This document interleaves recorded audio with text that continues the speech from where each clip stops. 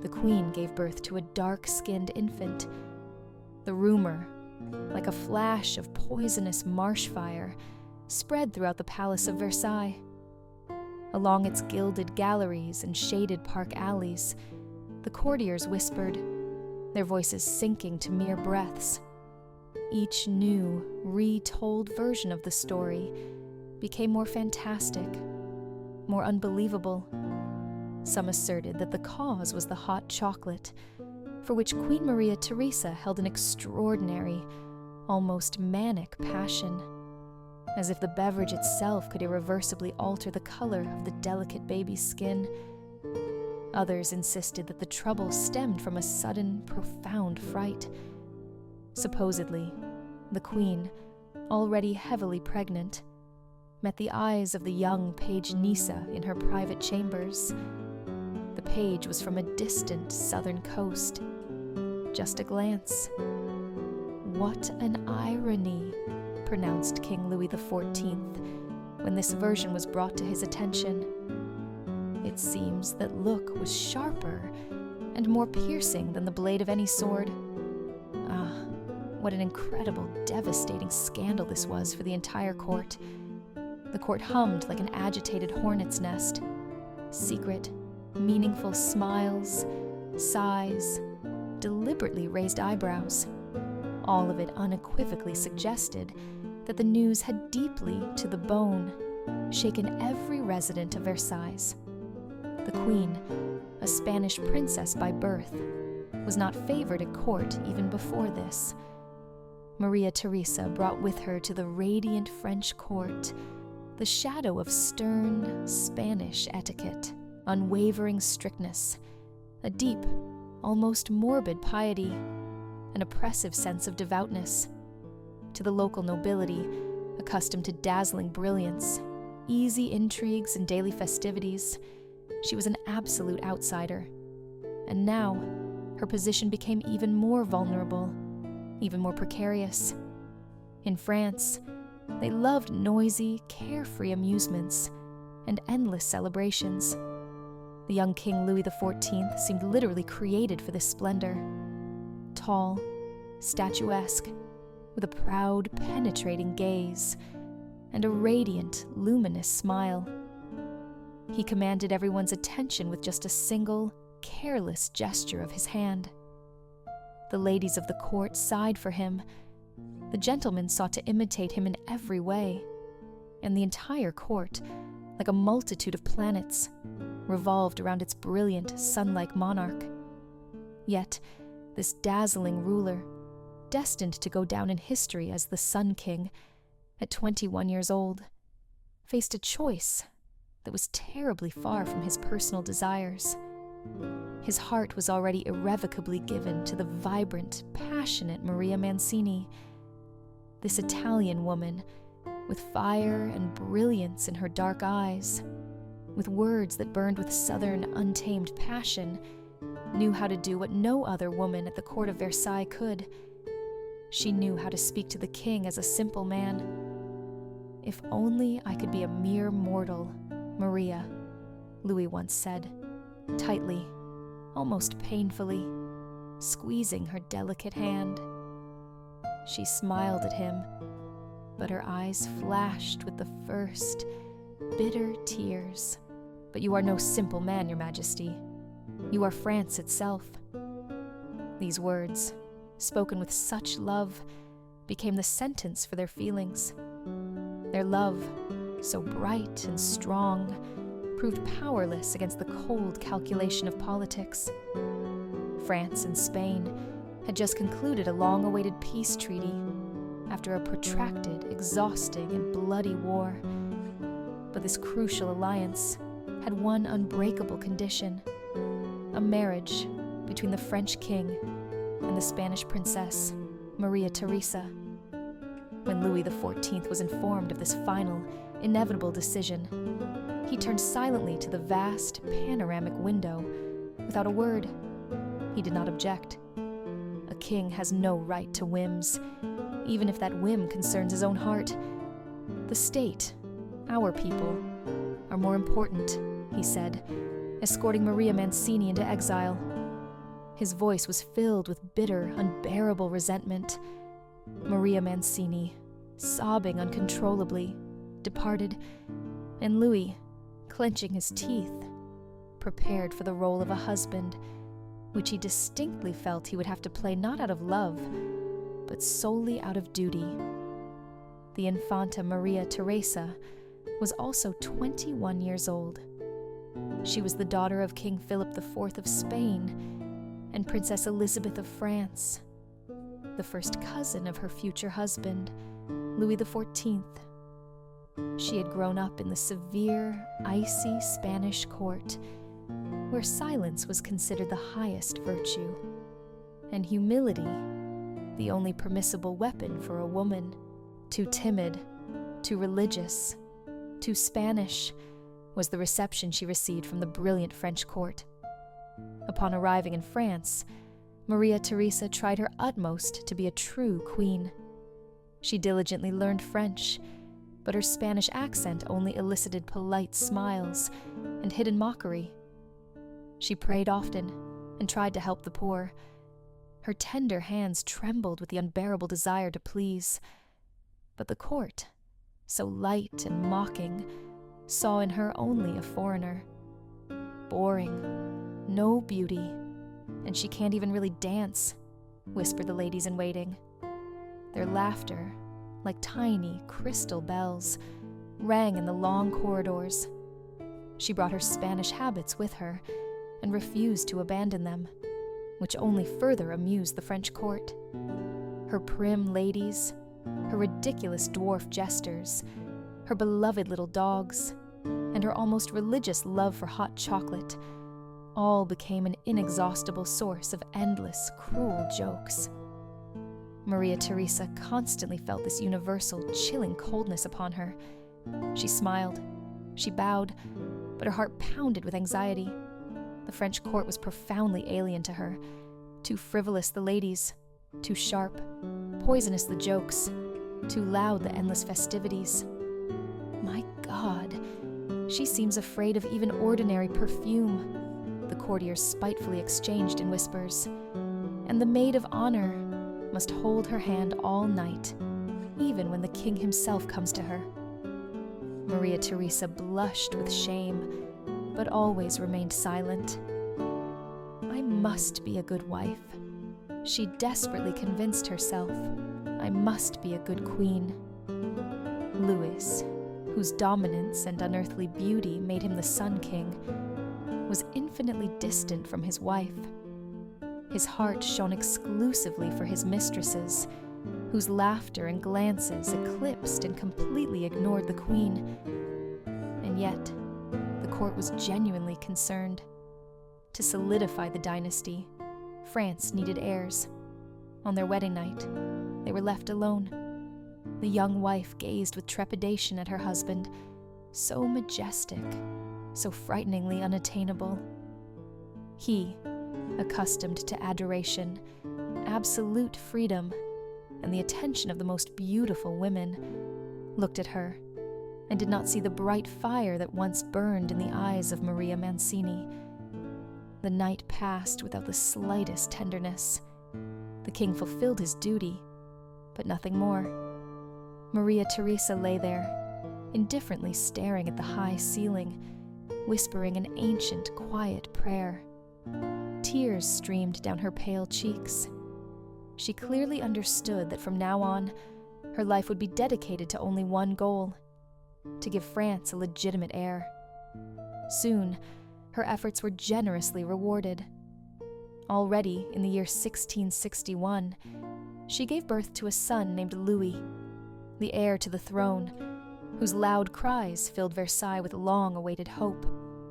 "He is my gift, sent to me from heaven," she whispered, tenderly kissing the infant. The court rejoiced. The royal duty was finally fulfilled. More children followed: Anne Elizabeth, Marie Anne, and later Philippe Charles, Marie Thérèse, Louis François. But happiness, as is often the case, turned out to be fleeting, transient. One by one, the little ones died. leaving the queen in deep despair.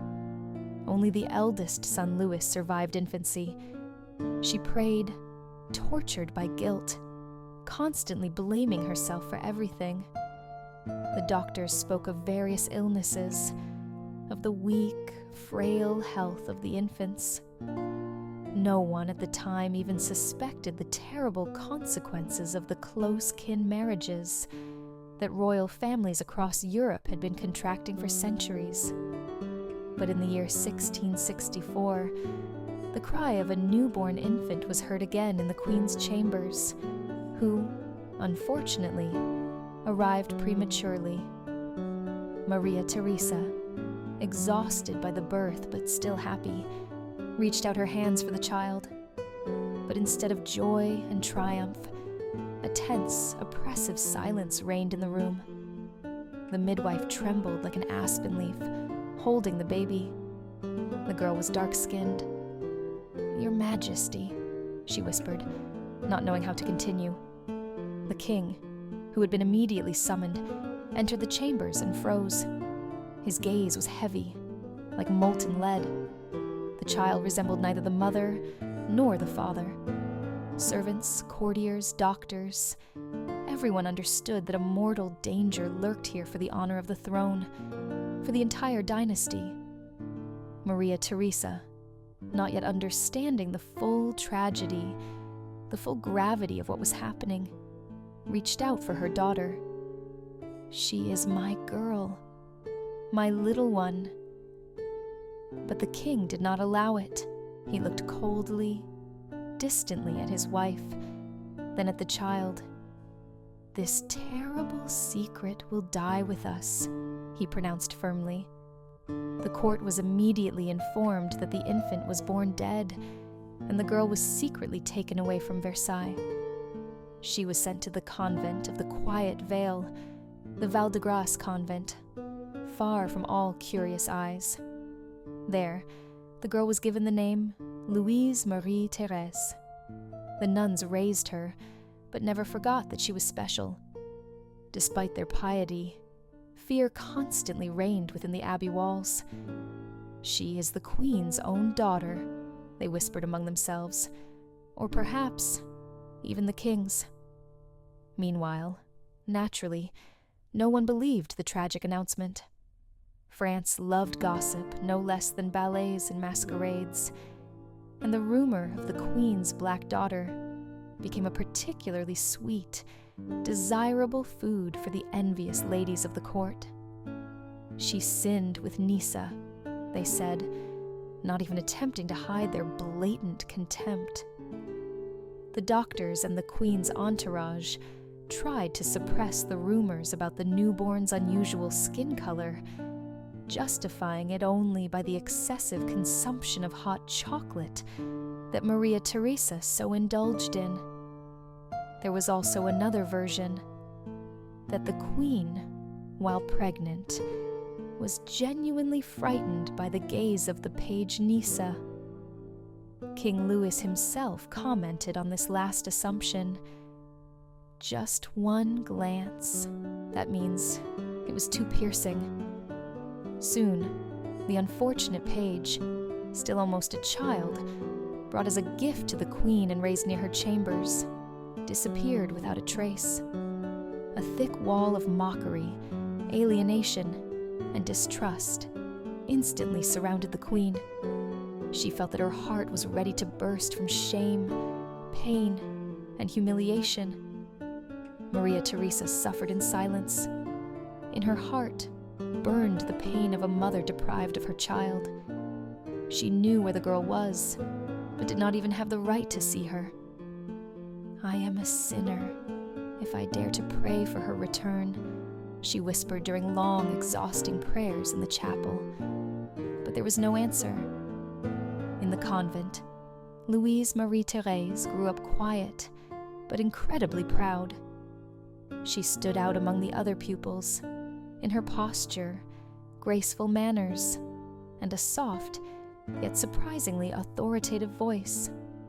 The nuns could not help but notice something profoundly royal about her. She knew how to give orders in such a way that arguing with her became simply impossible. By the time she turned 16 years old, even the oldest Mother Superiors affectionately called her our little queen. But Louise Marie-Thérèse was not happy. She knew that her true origin was being carefully concealed. Occasionally, important people from Versailles would visit the convent, bringing expensive gifts and secret instructions. The girl guessed that a completely different life might await her beyond the convent walls. One day, in a moment of despair, Queen Maria Theresa decided on a terrible, risky act. Under the cover of a black, impenetrable night, she arrived at the convent of the Quiet Veil. When the cell doors swung open, Louise Marie-Thérèse saw a woman in a dark mantle with a pale face and eyes full of unshed tears. "Who are you?" she asked. "I am your mother," the queen barely whispered. Tears streamed down both their faces, mingling with quiet weeping. They sat, holding hands tightly, unable to find any words. The queen clearly understood that this was their first, and likely their last meeting. But in that moment, she gave her daughter a vow that she would never, under any circumstances, forget her. Deprived of her husband's love and her daughter, Maria Theresa plunged ever deeper into prayer and religion. Years passed. France admired the incredible splendor of Versailles, and King Louis XIV himself shone ever brighter, ever more dazzlingly. But beside him, his wife Maria Theresa faded irrevocably. Once young and trembling, she now looked much older than her years. Difficult births, endless pregnancies, and the horrific loss of her children, all this had burned her out from within, as if dried up. And even more intensely, with each passing day, she was killed by her husband's coldness and complete indifference. Louis spent less and less time with his lawful queen. His heart and all his attention belonged to other mistresses, who replaced each other one after another, like bright heroines in a theatrical play. Maria Theresa endured. She knew her royal duty. It was silence, but her soul cried out fiercely, soundlessly. First came Louise de la Vallière. Gentle and meek, she did not dare to openly defy the queen, yet even her constant presence broke Maria Theresa's heart. Then appeared the Marquise de Montespan, proud, audacious, dazzlingly brilliant. The Marquise not only won the king's love, but also took the place of the first lady at court. She openly, with deliberate condescension, showed her superiority over the queen, emphasizing her shyness and religiosity. "Your Majesty, you look so tired. Perhaps you should spend more time resting and praying than wearing that heavy crown," she would say with a poisonous, sweet smile, hiding mockery under a false guise of concern. At the same time, she would often occupy the chair intended for the queen, or start a conversation without waiting for the queen's word. The queen clenched her lips. It was completely impossible to respond to her. In Versailles, they knew how to turn silence into an even more terrible weapon than words. Maria Theresa increasingly felt like a powerless captive. She could appear at lavish festivities, but she was only a dull shadow next to the brilliant mistresses. The king allowed her to participate in official ceremonies, but made no attempt to conceal his complete indifference. To him, she was merely the alliance with Spain, but not a woman. "She is only good for prayers and coronations," Louis once said, and his words were whispered throughout all of Versailles. Betrayed by her husband and humiliated by his many women, the queen sank ever deeper into religion. For long hours, she prayed in the chapel, And only there, in that quiet place, could she feel truly alive again. By the 1680s, Versailles already belonged entirely to the mistresses. The Marquise de Montespan reigned not only over the king's heart, but over all the courtiers. She did not ask. She commanded. Even ministers sought her favor. Her children by Louis lived in incredible luxury, and many at court began to openly whisper, "Their position is now higher than that of the Queen's lawful but unfortunate children." Maria Theresa remained only the official wife, but had long ceased to be the queen in the heart of France. And more often, more and more clearly, Louise Marie-Thérèse appeared in her thoughts, in her prayers.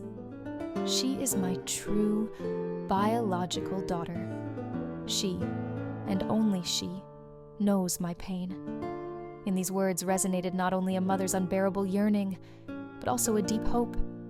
For even in utter humiliation, even in complete solitude, Maria Theresa had this secret, unbreakable bond. A bond that even the king himself could not destroy. Maria Theresa looked worn out until the end of her life. The once dark-haired Spanish princess turned into a heavy, tired woman whose eyes had dimmed long before her death. Her last days were filled with prayers and strict rituals. She rarely appeared in the huge, noisy halls of Versailles, staying more often in her own rooms or the quiet chapel. The courtiers had grown accustomed to seeing her only as the queen for ceremonies, for solemn signings, official appearances, for receiving ambassadors. But in her heart, there was only an incredible, deafening void. In the year 1683, Maria Theresa fell ill with a severe sickness. Fever mercilessly burned her weakened body. Louis, despite his years of indifference, unexpectedly showed care.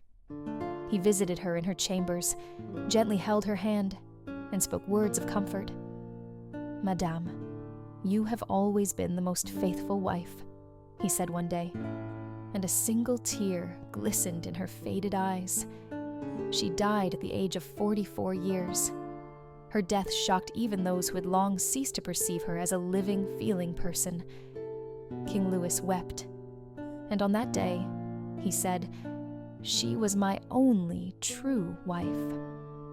His words sounded surprisingly sincere, but whether it was a sudden realization or belated remorse, no one ever knew. When the news of the Queen's death reached the convent of the Quiet Veil, Louise Marie-Thérèse locked herself in her cell. No one saw her for several days. It was said that in despair, she beat against the cold stone walls in tears. The black nun herself never again uttered the Queen's name, but her deep, all-consuming sorrow was felt by everyone around her. She became even gloomier, even more withdrawn and introspective. She was called a living, mute reminder of the ancient sins of kings. Louise Marie-Thérèse became a true legend even during her lifetime. She came to be known as the Black Nun, a woman born of sin and a terrible secret, who could have changed the fate of France if the world had known the truth. After Maria Theresa's death, the rumors only intensified. Many courtiers were absolutely certain the Black Nun was her secret, illegitimate daughter. Some even claimed that the Queen, just before her death, asked Louis to pray specifically for her, for Louise Marie-Thérèse. But the king never uttered her name aloud. For him, it remained forever a secret that could not be taken outside the palace walls. Louise Marie-Thérèse outlived her mother, the king, and their children. She was visited by noble guests, Dauphin Louis, and even the famous philosopher Voltaire in the year 1716. Their visits, like spectral shadows, preserved her secret. She died in the year 1730 at 65 years old, and her entire long life, like a tapestry, was woven from enigmas and deep, unshakable faith. Descriptions of her appearance are preserved in the monastic chronicles. Her face was always stern, but her eyes shone with an extraordinary innate strength. She was buried without a name, simply as the Black Nun of the Quiet Veil. But the secret of her origins survived the centuries, becoming part of French legends. Queen Maria Theresa, whose great love for Louis and her daughter was her life's cross, forever remained in history as the queen whose heart beat in an unbearable shadow.